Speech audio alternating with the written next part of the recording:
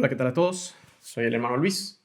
Si es la primera vez que estás en este canal, este es un canal donde aprovecho para compartir con ustedes algunas de mis experiencias o respondo sus preguntas, o también tenemos momentos de formación como el que vamos a tener el día de hoy. Hoy es sábado de la primera semana de Cuaresma y estamos a punto de tener mañana el segundo domingo de Cuaresma. Y normalmente la iglesia nos propone para este domingo de Cuaresma el Evangelio de la Transfiguración. En específico, este domingo nos toca el Evangelio de San Mateo, que es providencial, porque lo que vamos a hacer el día de hoy es ir comentando este pasaje del Evangelio a través de una pintura muy hermosa de un artista italiano, Raffaello Sanzio. Yo les recomiendo ir siguiendo todo este momento con su Evangelio en mano. Yo aquí tengo mi Biblia también. Si no la tienen a la mano, voy a correr la introducción ahorita para que les dé tiempo de ir por su Biblia y volver aquí para poder comentar el Evangelio, prepararnos para el día de mañana y en realidad para toda la Cuaresma, toda la Semana Santa. Así que corre la intro. Vayan por su Evangelio.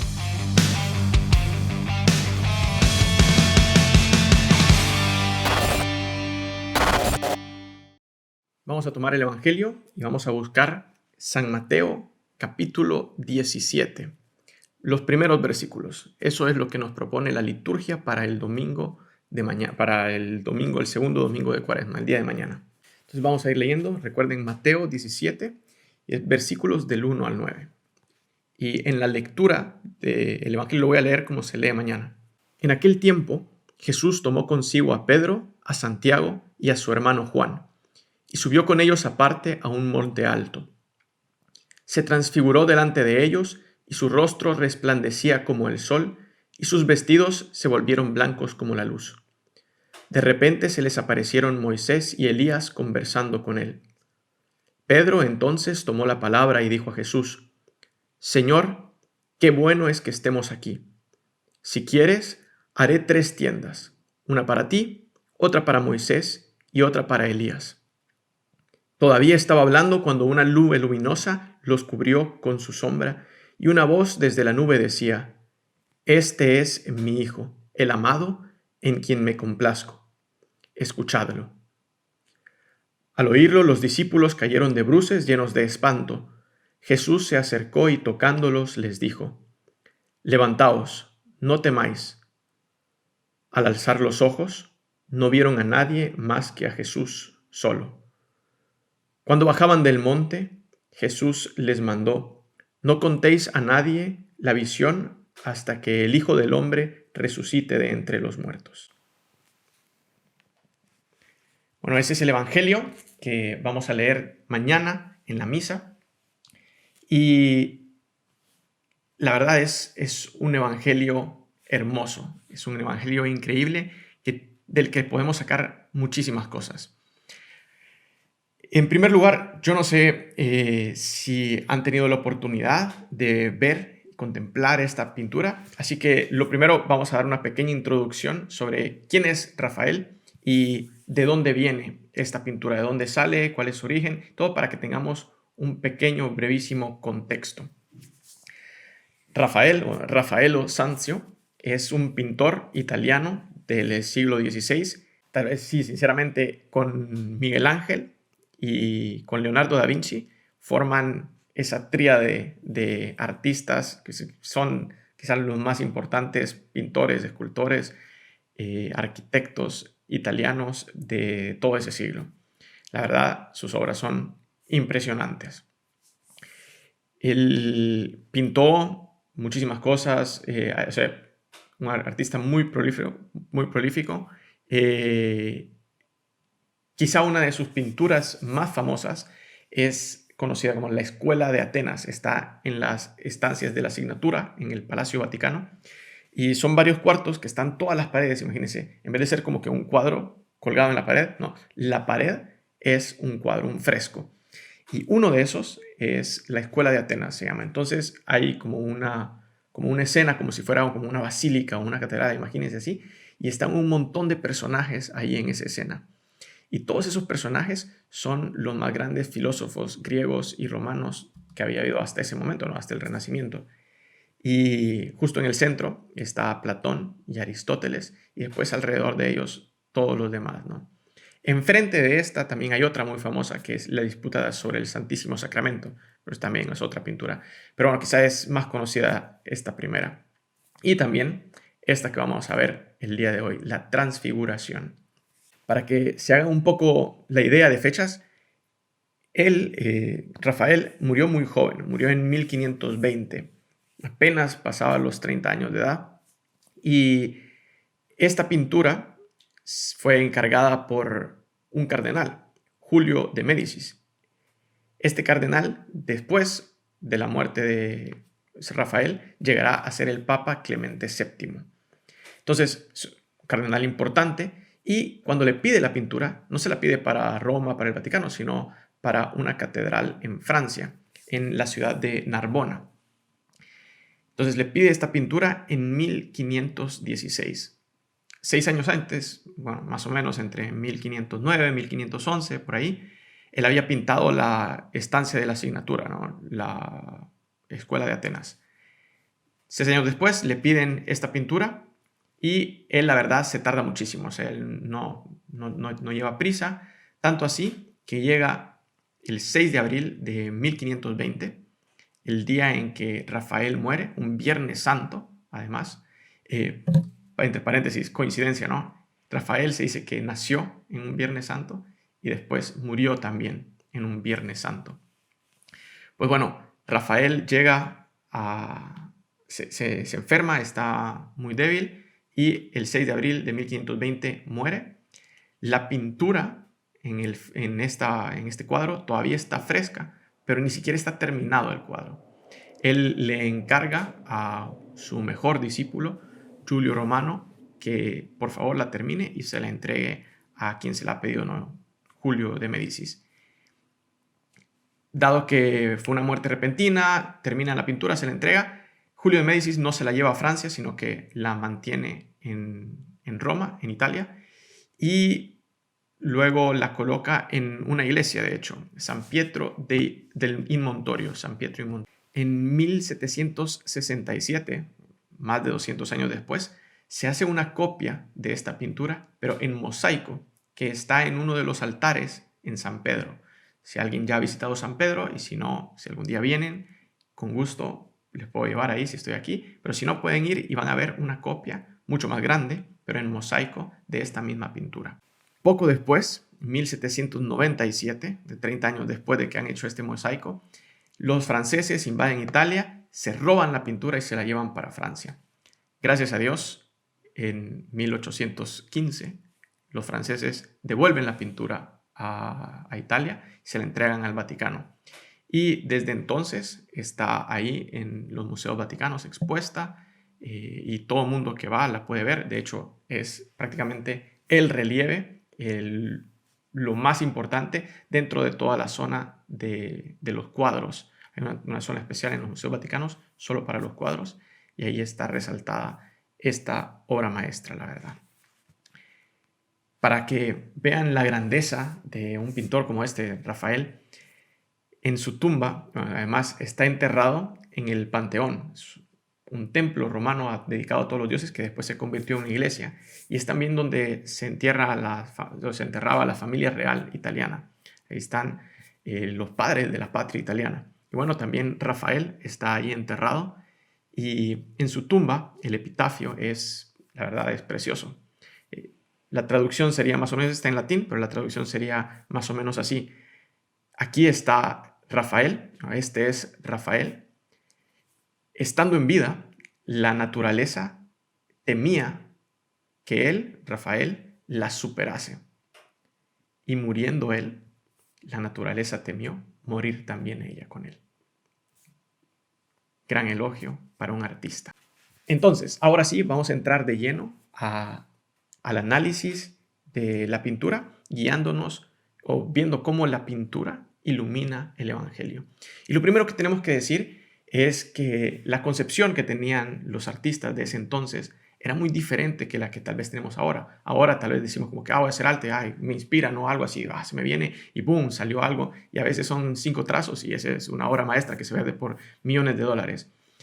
En ese entonces, cada cosa que ponían tenía un símbolo, tenía un significado, tenía una razón de estar ahí.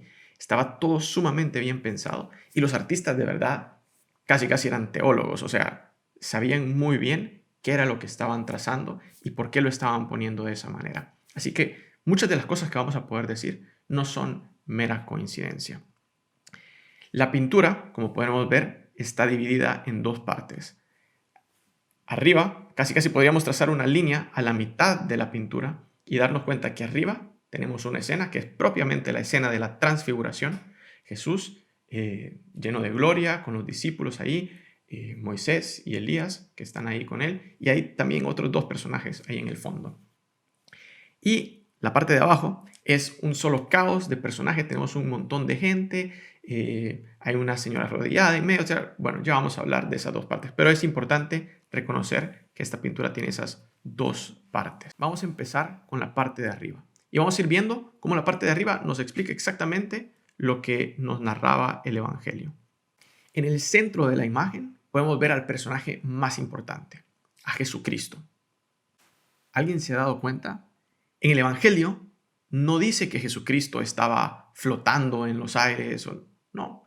El Evangelio dice, se transfiguró delante de ellos y su rostro resplandecía como el sol y sus vestidos se volvieron blancos como la luz. Entonces sí, nos dice que se transfiguró, que se llenó de gloria, todo blanco como la luz.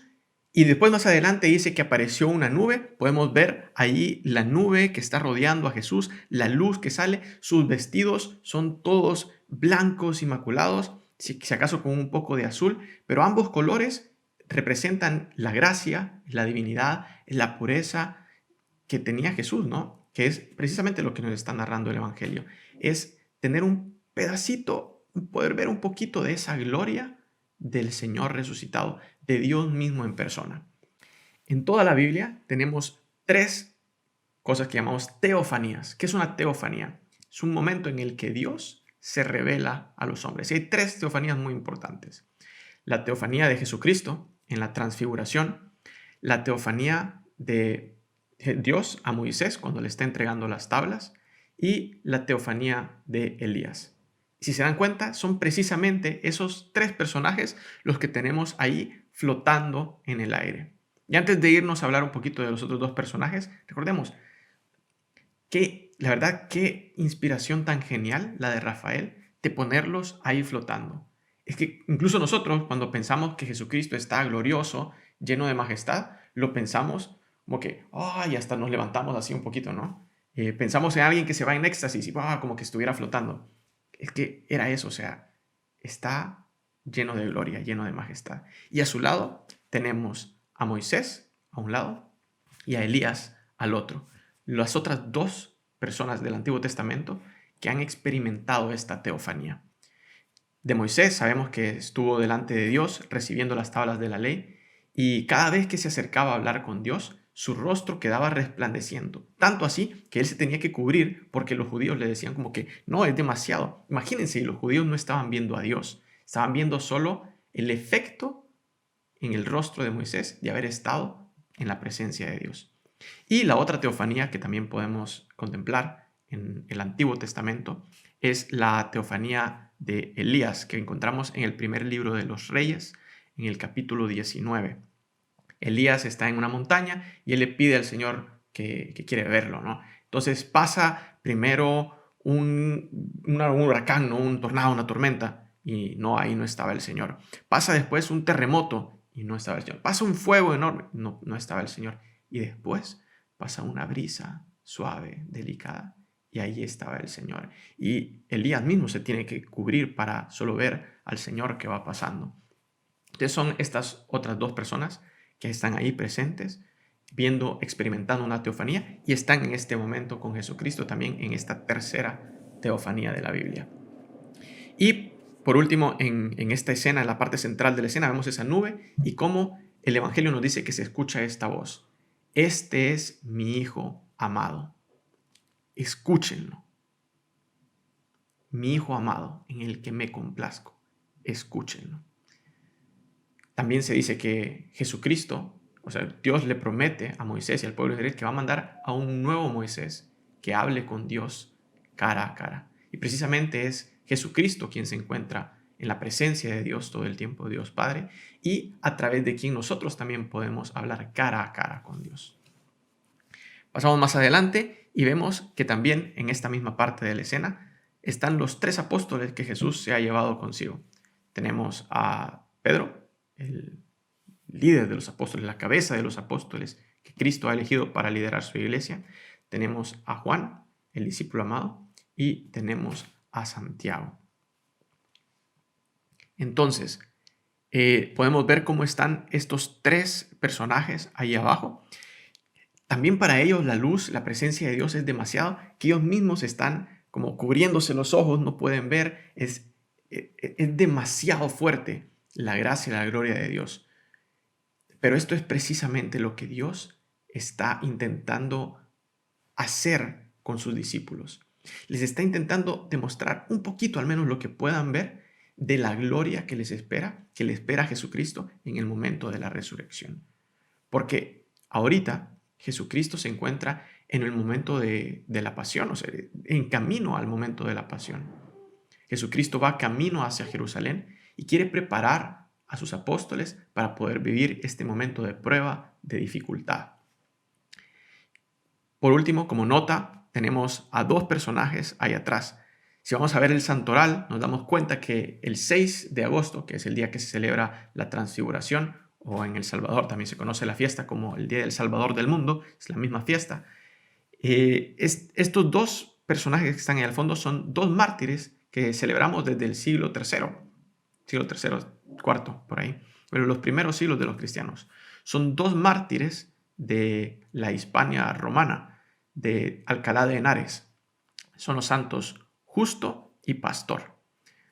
2 santos, amigos conocidos, que fueron martirizados por creer en este Dios que se está revelando. Y él también, Rafael, también los incluye en esta representación de la transfiguración como representación de todos nosotros, de la iglesia que está ahí presente con Dios, y como para una persona que ha dado su vida por Jesucristo, el premio es ver la gloria de Dios, es entrar en comunión con la Santísima Trinidad.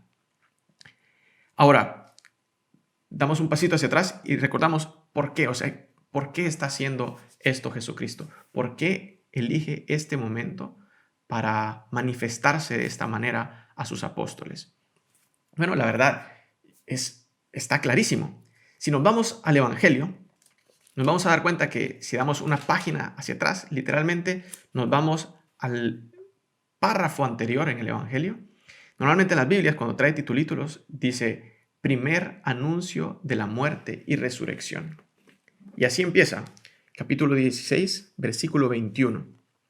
Desde entonces comenzó Jesús a manifestar a sus discípulos que tenía que ir a Jerusalén y padecer allí mucho por parte de los ancianos, sumos sacerdotes y escribas, y que tenía que ser ejecutado y resucitar al tercer día.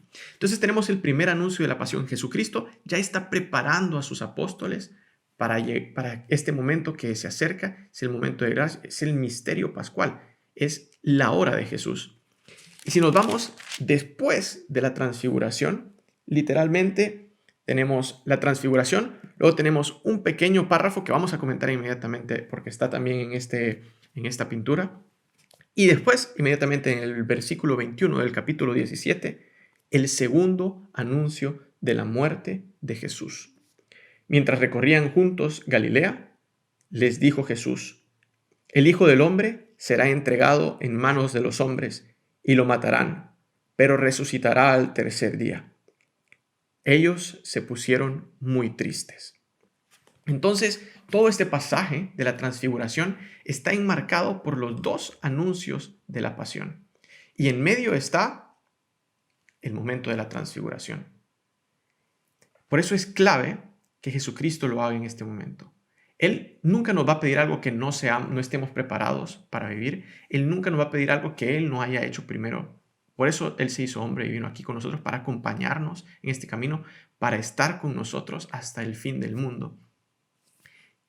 Y así como Jesucristo preparó a sus discípulos, a sus apóstoles, para este momento del misterio pascual, para el momento de su pasión, muerte y resurrección, con la transfiguración, dejándoles ver ese poquito de la gloria de su resurrección, de la gloria divina.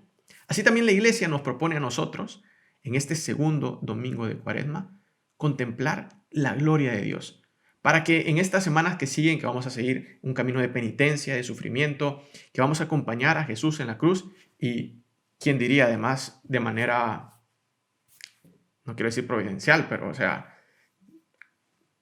las circunstancias de tiempos y lugares nos han puesto en una crisis mundial por el coronavirus y estamos todos muy atentos, cuidándonos mucho, incluso se está llenando de miedo el mundo, es impresionante. Bueno, ahí está Jesús y la Iglesia diciéndonos, no teman, yo he vencido al mundo. Y tenemos que tener confianza, tenemos que saber que incluso en la noche más negra, incluso en el Viernes Santo más oscuro, el domingo de la resurrección está solo a la vuelta de la esquina. Y es en ese camino en el que vamos. Entonces, con esto cerramos por ahora el momento de la parte de arriba del cuadro, el momento de la transfiguración, y nos trasladamos a la parte inferior del cuadro.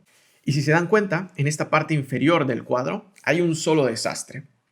Vemos prácticamente más o menos dos grupos de personas, unos a la izquierda, unos a la derecha, y en medio a una mujer que está arrodillada.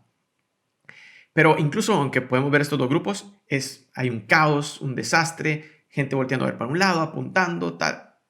Pasa de todo en esta escena. Pero podemos ir viendo algunas cosas que nos van dando algunos indicios de qué nos quería decir Rafael. Gracias a Dios, este año el evangelio que teníamos que leer es el evangelio de Mateo. Y si seguimos leyendo el evangelio, nos damos cuenta que Jesucristo y sus apóstoles, los tres con los que estaban en el monte, bajan del monte y se encuentran precisamente con una escena como esta que nos ha pintado Rafael. Los apóstoles se han encontrado con la gente y hay un señor que ha traído a su hijo que estaba endemoniado y les ha pedido que lo curen y ellos no han podido curarlo. Esta es la escena que nos presenta el evangelio. Y si vemos la escena que nos presenta Rafael en su pintura, nos damos cuenta que a la izquierda de la pintura hay un grupo de personas, un grupo de hombres, y si los contamos, nos vamos a dar cuenta que son 9. Son 9. Más los 3 que estaban con Jesús, son 12. Entonces sabemos que esos de la izquierda son los apóstoles. Es más, podemos ver que hay uno, que es el que está más abajo como sentado, está sosteniendo un libro. A ver, de los 4 evangelistas, 2 eran apóstoles, Juan y Mateo. Sabemos que Juan estaba con Jesús arriba del monte. Entonces, si abajo hay alguien con un libro, es nada más y nada menos que Mateo, que es el evangelio que estamos comentando el día de hoy. Así que sabemos que Rafael, además, se estaba inspirando también en este evangelio. Y a la parte de la derecha tenemos otro grupo de otras 9 personas. Otras 9 personas, la verdad no importa tanto quiénes son, pero vemos cómo se genera esta comparación, ¿no? 9 de un lado, 9 del otro, y en el centro una mujer arrodillada. Si nos vamos hacia el grupo de la derecha, nos damos cuenta que hay incluso más caos, solo se ven como que algunas cabezas por aquí y por allá, pero al centro de ese grupo está un señor con un niño. Y es impresionante porque nos damos cuenta que algo le está pasando a este niño. Sus ojos están como medio pelados, así en blanco. La cara está dirigida hacia arriba, tiene un brazo hacia arriba y el otro brazo hacia abajo, está como que rompiéndose. Además, es un niño y nos damos cuenta que Rafael, normalmente sus figuras son esbeltas, son bonitas, sencillas, pero este niño, sus brazos son todos musculosos y está como estirándose. Este es precisamente el efecto que Rafael nos está intentando comunicar. Él se inspira también en lo que hacía Miguel Ángel. Si nos vamos a las pinturas de Miguel Ángel, nos vamos a dar cuenta que son muy musculosas. Hay gente que tal vez no le gusta mucho esto, pero tiene un significado. Miguel Ángel así como Rafael en este momento, nos estaba intentando transmitir a través de la representación del cuerpo la fuerza espiritual que traían estas personas. Y por eso Miguel Ángel, pinta a los profetas, a los santos, a las virtudes, como personas musculosas, incluso cuando son mujeres, porque está intentando reflejar en el cuerpo esa fuerza espiritual que traen dentro. Aquí, en este caso, Rafael nos está diciendo que incluso aunque un demonio pueda ser malo, sigue siendo un espíritu y sigue siendo muy potente, muy poderoso. Además, si vemos todas las figuras están discutiendo entre ellas tal, y el niño, el demonio, es el único que está volteando con su cabeza a ver hacia arriba, hacia donde está Jesucristo en la pintura. Y si nos vamos al Evangelio, recordamos que cada vez que aparecía un demonio, los demonios reconocían a Jesús, pero él les decía que se callaran, porque él no quería que hubiera demonios diciendo, este es Dios, este es el Hijo de Dios. Él no le servía eso. Él quería que la gente lo conociera directamente a él y lo amara libremente, no porque se los habían dicho, se los habían obligado, porque no, Dios no quiere una relación forzada con nosotros. Dios quiere tener una relación natural, una relación real de amor y de amistad con cada uno de nosotros. Además, vemos que el niño, decíamos que está como una mano hacia arriba y una mano hacia abajo. Está como rompiéndose dentro, lo está separando. Una parte quiere irse a un lado y una parte quiere irse al otro. Y eso es lo que hace el demonio con nosotros. El demonio nos rompe, nos separa dentro, nos va tirando hacia un lado y hacia el otro. Queremos una cosa y nos lleva hacia lo opuesto. Queremos ir hacia Dios y nos lleva hacia el pecado. Ese es el efecto que el demonio puede tener en nuestra alma, el efecto que el pecado puede tener en nuestra alma. Además, es muy interesante ver lo que el padre del niño dice sobre lo que hace este demonio. Señor, ten compasión de mí, ten compasión de mi hijo, que es lunático y sufre mucho. Muchas veces se cae en el fuego o en el agua. Precisamente este demonio lo está tirando al fuego y al agua. Y eso nos debería recordar otro pasaje que encontramos en el Evangelio de Lucas. Cuando Juan Bautista está bautizando y llegan a preguntarle si él es el Mesías y tal, y él dice, no, yo les bautizo con agua. Pero después de mí viene otro, que es más grande que yo, al que yo no le que os bautizará con Espíritu Santo y fuego. Otra vez tenemos la comparación de agua y fuego. ¿Y por qué será esto? Es que el demonio es muy astuto. El demonio sabe qué es lo que hace Jesús. Y él se dedica a hacer una parodia, como a imitar, pero casi en sentido de burla. Nos damos cuenta cómo es un fraude. Está también él lanzando a este niño a agua y a fuego, pero no para llenarlo de gracia, no para purificarlo, no para llenarlo de gloria, sino para causarle dolor, para causarle sufrimiento, para causarle confusión. Y en este momento que llega Jesús y se encuentra con esta situación, es impresionante la reacción de Jesús. En primer lugar, los discípulos no han podido hacer nada. ¿Y qué dice Jesús cuando se encuentra con esta situación? Jesús tomó la palabra y dijo, generación incrédula y perversa, ¿hasta cuándo estaré con vosotros? ¿Hasta cuándo tendré que soportaros? Traédmelo. Imagínense, Dios se está preparando, Jesucristo se está preparando para el momento más importante de su misión, para un momento trágico en el que Él va a sufrir por todos nosotros, va a morir por nosotros y va a resucitar y vencer a la muerte por todos nosotros. Y nosotros, aunque Él nos haya dicho que tienen todo el poder para expulsar los demonios, para hacer lo que quieran, tienen que tener un poquito de fe y van a poder hacer todo eso. Y de todas maneras sus discípulos que han vivido todo este tiempo con Él no son capaces. Entonces le llena de esa preocupación, de esa tristeza, de ese amor que tal vez todos nosotros hemos experimentado también. Piensen en una mamá, un papá, ¿por qué regañan a sus hijos cuando han hecho algo malo? Porque los aman y porque quisieran que fueran mejores. Y a veces les duele cuando ven que han perdido una oportunidad, cuando ven que no han sabido aprovechar, que no han hecho el mayor bien que podían. Y así a Jesucristo también le dolía ver cómo sus discípulos, sus apóstoles, no terminaban de entender el poder que ellos tenían en sus manos. Pero quizá más interesante es la conversación que Jesucristo tiene con el padre del niño endemoniado. Pero esta conversación no nos la narra Mateo, sino que tenemos que ir al Evangelio de Marcos, capítulo 9, igual, pasaje de la transfiguración, inmediatamente después, niño endemoniado. ¿Y qué nos narra el evangelista Marcos en ese momento? El padre le pide al hijo que cure a su hijo. Y lo dice con estas palabras. Muchas veces hasta lo ha echado al fuego y al agua para acabar con él. Si algo puedes, ten compasión de nosotros y ayúdanos. Y en este momento Jesucristo reacciona de inmediato y le replica, si puedo, todo es posible para quien tiene fe. Jesucristo está enfatizando una vez más, todo es posible para quien tiene fe. Al final, cuando sus discípulos le pregunten por qué ellos no podían, Él les va a decir, porque les faltaba fe. Y hay demonios que solo se logran quitar, solo se logran lanzar fuera con oración y ayuno. Que por cierto, son las cosas que estamos viviendo en esta cuaresma. Oración, ayuno, caridad. Y Jesucristo, después de haberle preguntado, esperando la respuesta de este padre, la verdad, haber quedado fascinado con la respuesta que le daba este padre por su hijo. Creo, pero ayuda mi falta de fe. ¿Cuántas veces nosotros mismos nos encontramos en esa situación de este padre?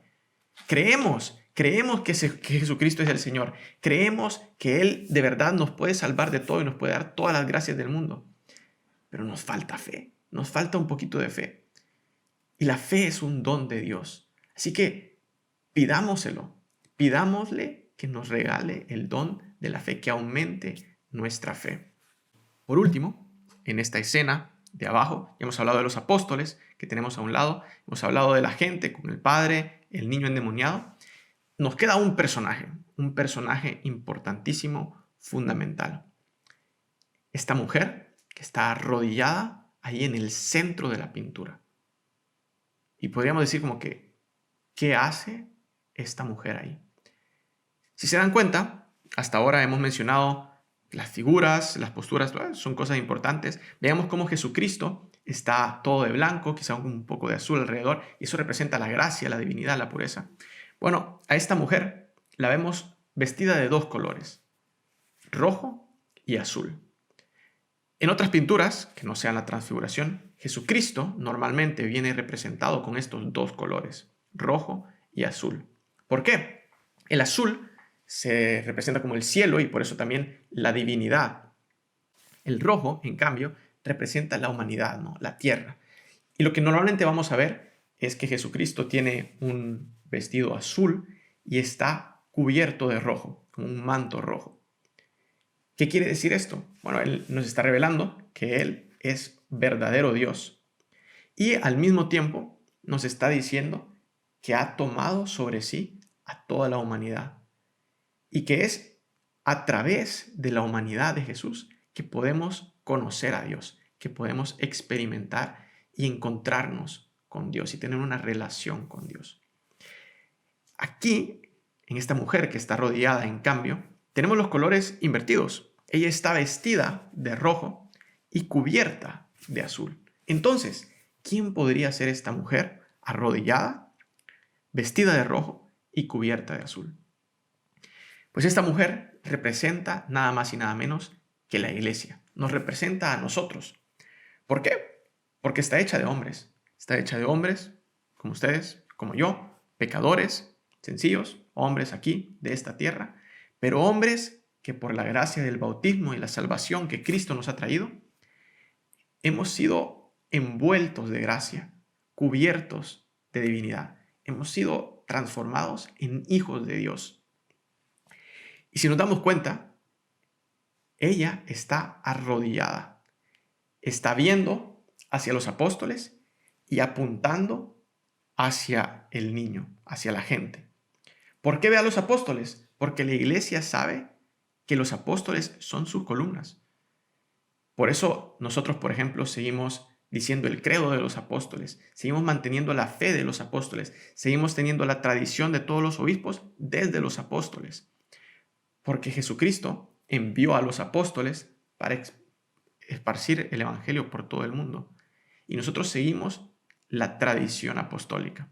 Entonces la iglesia está con sus ojos fijos en los apóstoles, pero al mismo tiempo está apuntando hacia la gente, hacia las almas, porque la misión de la iglesia son las almas, es llevar el evangelio de Cristo a todas esas personas que lo necesitan. Y además está arrodillada. Si nos damos cuenta, todo el mundo está de pie, aquí sentado uno, pero ella está arrodillada. ¿Por qué? Porque al centro de la pintura, al centro de la vida, al centro de la historia, solo hay una persona, Dios nuestro Señor, Jesucristo, Rey del universo. Y si nos damos cuenta, enfrente de esta mujer arrodillada hay como un espacio vacío, como el único espacio vacío en toda la zona de abajo. Si partiéramos la pintura en dos con una línea y agarráramos la parte de arriba y la transpusiéramos hacia abajo, nos daríamos cuenta que la figura de Jesucristo queda perfectamente en ese lugar. Y ella, la iglesia, nosotros, nos estamos arrodillando ante Jesucristo, nuestro Señor, nuestro Salvador, que en este momento nos está revelando su gloria y su poder y su majestad previo a su misterio pascual, muerte, pasión, muerte y resurrección. Además, esta pintura no estaba hecha solo para ponerse en algún lugar. Tenía un lugar muy específico en la iglesia. Era una pintura que se iba a poner encima de un altar. Así que en realidad no son solo dos escenas que componen esta pintura, este cuadro, sino tres. La transfiguración arriba, en medio el niño endemoniado y abajo el sacerdote que está celebrando la misa. Y si nos damos cuenta también en el momento de la elevación, ese pan que se transforma en el cuerpo y la sangre y el alma y la divinidad de Jesucristo, se eleva también en ese mismo espacio donde podría descender Jesucristo. Y tenemos como Dios que ha bajado del cielo y Dios que aparece aquí presente en el mundo en la Eucaristía, están ahí rellenando el centro de la historia, el centro de la imagen, el centro del universo. Y ante quien no solo nosotros, la iglesia, sino todo el universo se arrodillará para proclamar Jesucristo es Señor.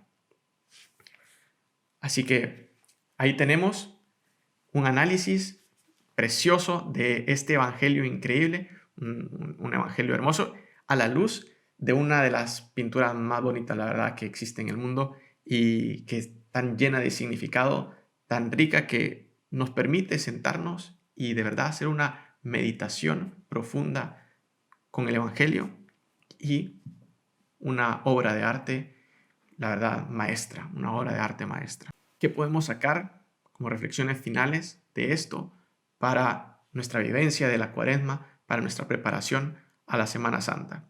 En primer lugar, recordar que si la Iglesia nos está recordando, recordar que si la Iglesia nos está proponiendo el Evangelio, el misterio de la transfiguración en este momento, en este proceso de la Cuaresma hacia la Semana Santa, es precisamente para vivirlo como los apóstoles, en preparación a acompañar a Jesús en el momento de su muerte. Así lo hizo Jesús con sus apóstoles, así lo quiere hacer Jesús y la Iglesia con nosotros el día de hoy. Además, puede ser siempre enriquecedor para vivir mejor el misterio pascual. El Papa nos está invitando a prepararnos para vivir este misterio central de nuestra fe, de toda conversión, la pasión, muerte y resurrección de Jesucristo. Y ya haber experimentado un poquito de su gloria, saber que después del Viernes Santo se acerca y a la vuelta de la esquina está el domingo de la resurrección, nos va a ayudar a vivir mejor y más plenamente ese momento de la pasión y de la muerte del Señor. Y por último, vamos a tomar el Evangelio una última vez Y nos vamos a ir a leer la última frase del capítulo 16. Jesucristo les ha dicho a sus apóstoles cómo va a sufrir, va a ir a Jerusalén, lo van a matar, y al final termina, versículo 28, diciendo: en verdad os digo que algunos de los aquí presentes no morirán sin haber visto llegar al Hijo del Hombre en su reino. Le damos la vuelta a la página, capítulo 17, y el Evangelio empieza así, cosa que no leí porque en la liturgia lo cambian. 6 días más tarde, Jesús tomó consigo a Pedro, a Santiago. 6 días más tarde. Tenemos precisamente a Jesús diciéndole a sus apóstoles que ellos ya van a ver antes de morir, que había entre ellos gente que antes de morir iba a ver al Hijo del Hombre en su reino. Y 6 días más tarde tienen esta experiencia de la transfiguración. Unos meses más adelante van a tener la experiencia de la resurrección de Jesucristo. Es Jesucristo diciéndonos: el reino de los cielos no es solo allá arriba en la casa de mi Padre. No, ese reino de los cielos ya ha venido a este mundo para estar con cada uno de ustedes. ¿Por qué? Porque ese reino de los cielos es Jesucristo mismo. El Papa Benedicto nos lo decía siempre. Podemos ir a ver también en su libro sobre Jesús de Nazaret. Cada vez que el Evangelio dice el reino de los cielos, podríamos cambiarlo y decir Jesucristo. El reino de los cielos ya está aquí entre nosotros. Sería increíble. Imagínense cuánto sería diferente nuestra vida si viviéramos conscientes de esta verdad. De saber de que no es solo una cosa distante, lejana, que va a pasar allá en el futuro, en el cielo. No, es algo que ya está pasando aquí entre nosotros, en el mundo de hoy. Y nos corresponde a nosotros, como cristianos, como hijos de Dios, llevar este mensaje de salvación, de amor, este reino de los cielos, a Jesucristo mismo, por todo el mundo, a todas las personas. Bueno, la verdad ha sido un placer poder compartir con ustedes este evangelio. Espero que les ayuden. Lo pueden ver por partecitas, más adelante repetir lo que les ayude, tomar el evangelio, tomar la imagen, darse un momento de oración. ¿Verdad? Nos puede ayudar en todo este periodo de la Cuaresma para contemplar el misterio de Jesucristo que se revela glorioso a sus apóstoles para prepararlos para el momento de la pasión y de la muerte. Si les gustó, denle like, pueden poner en los comentarios qué fue lo que más les gustó, si tienen alguna pregunta, alguna inquietud o alguna idea que tal vez yo no mencioné, pero a ustedes se les vino, por favor, compártenla y así nos enriquecemos todos cada vez más. Suscríbanse para estar siempre alerta de cuando va a haber un nuevo video. Y si les gustó, también les invito a compartirlo con alguien más a quien crean que le podría ayudar. Podemos ya empezar a extender el reino de Jesucristo compartiendo cosas como esta, ¿no? Compartiendo un poco de Jesucristo, un poco del Evangelio con los demás. Y pues nada, yo les confirmo que aquí seguimos estando todo bien con lo del coronavirus. En nuestra casa, en nuestros cuartos, así, bueno, podemos salir del cuarto, ¿no? Pero estamos aquí en la casa. Y todo bien, la verdad, gracias a Dios, todo bien. Y pues nada, a seguir rezando, yo por ustedes, ustedes por nosotros, y rezamos todos por este mundo que está muy necesitado. Hasta luego.